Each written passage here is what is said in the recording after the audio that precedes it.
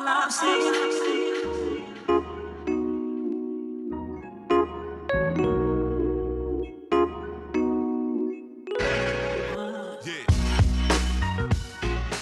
cher Amilion, bonjour, Sandra Dania, j'espère que vous allez bien.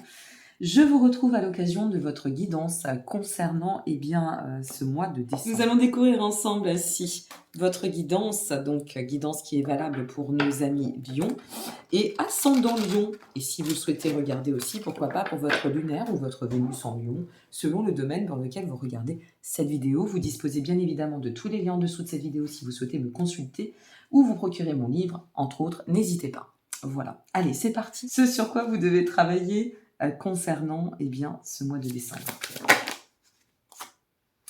Ouh là là là là là là.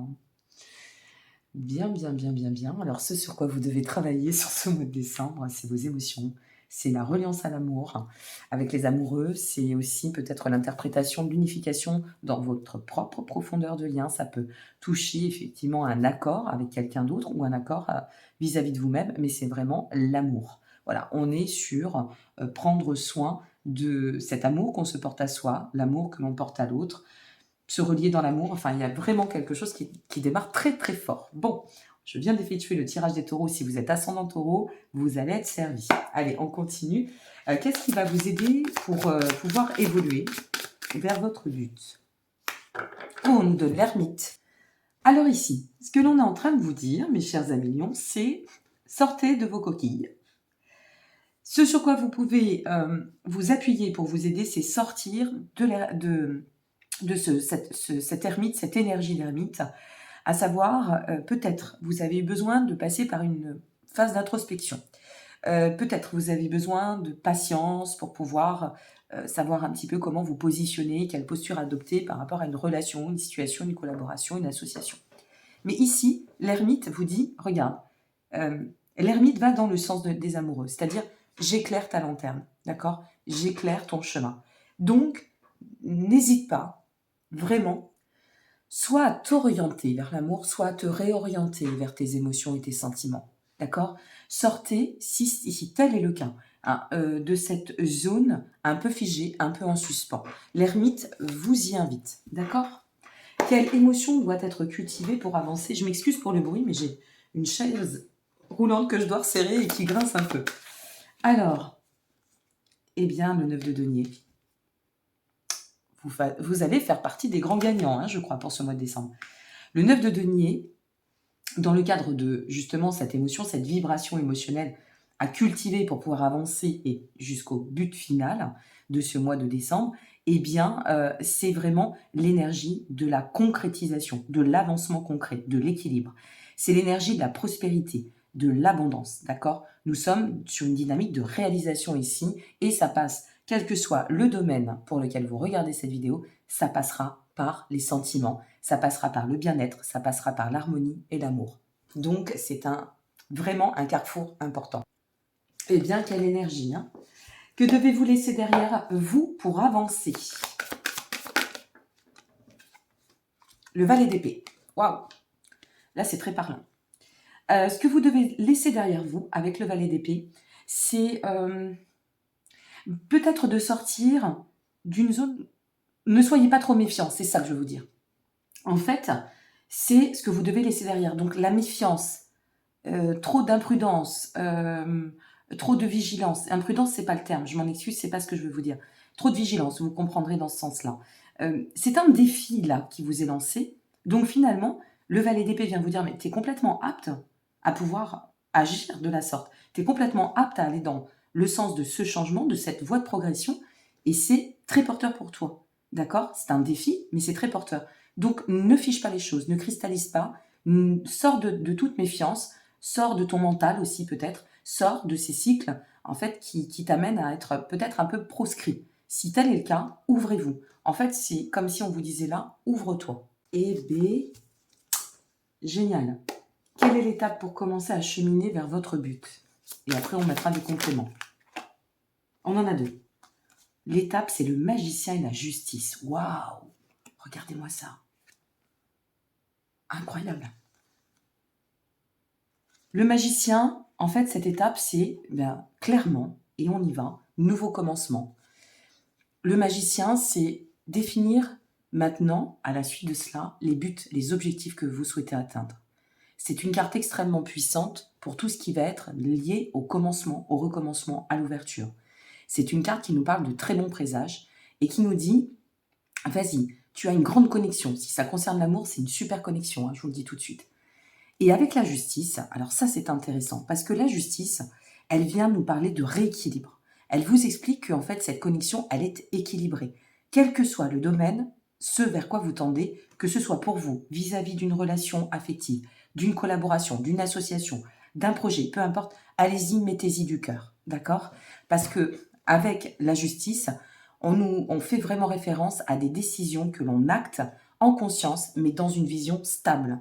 C'est-à-dire du renouveau qui nous permettra de pouvoir tendre à la stabilité. Waouh, quel tirage! Ah, c'est incroyable. Bon, ok, allez, on y va. Quel est le but maintenant de tout cela? Ça saute, hein. Eh bien, regardez-moi ça. Le commencement, le recommencement, le fou.